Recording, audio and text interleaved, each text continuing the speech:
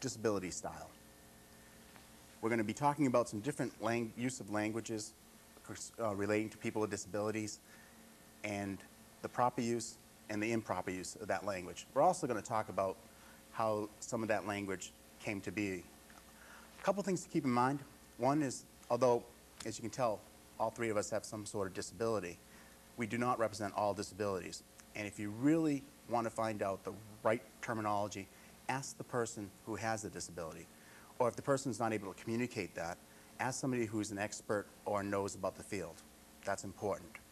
We're here to give you our opinions and based on our past experiences. So I'm going to start today by the first word, handicap. Now, handicap, a lot of times people use, and I actually use it myself once in a while when you're talking about handicap parking. It's important, and especially when you're looking for parking, you talk to an attendant, you say, look, I'm looking for the handicap parking. If I would say the parking for people with disabilities, they may not understand. The proper term would be a person with a disability or individual with disability. And handicap is from the English. Now, some people think it's from the English when a person used to have a cap out who had a disability and would collect money in order to survive. But actually, it's from betting on horses, and where people would put money in a cap, and if they came out with money in their hands, they would actually make a bet, or if they left the money in the cap, it would be forfeited. And handicap came from a horse that would be the best horse, and in order for it to be more of an equal type of race, the horse would be burdened or had extra weight on it. Thus, a person with a disability has a burden, thus handicap. So the words have come from different areas and terminology, and sometimes at one point in time it was appropriate, but now the proper term is person with a disability, unless you're talking about handicap parking. Mike, you have a word.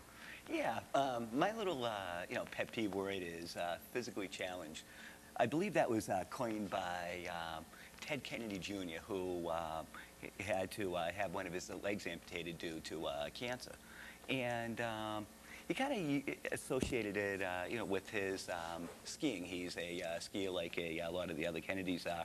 And, when you think of the word challenge, it's like a bold attempt to achieve something higher than you did before, whether it be kicking a football, through the field goal, 50 yards away instead of 45. That's the challenge, try to kick it 5 yards further.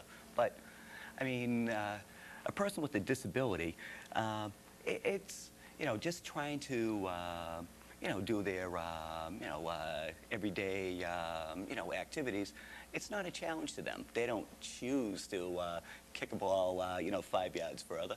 I mean, they're just doing basic survival. Just trying to do what they have to do to achieve their goals. So it's, like I say, it's not a challenge. I mean, people with disabilities don't choose to, they don't choose to, let's say, how do I describe that? Yeah, it's not a choice like a challenge is. Like entering a sports event or something, right? Right. I mean, something like that. I mean, yeah, the challenge is to, if you're in a race, you want to finish quicker than the other person.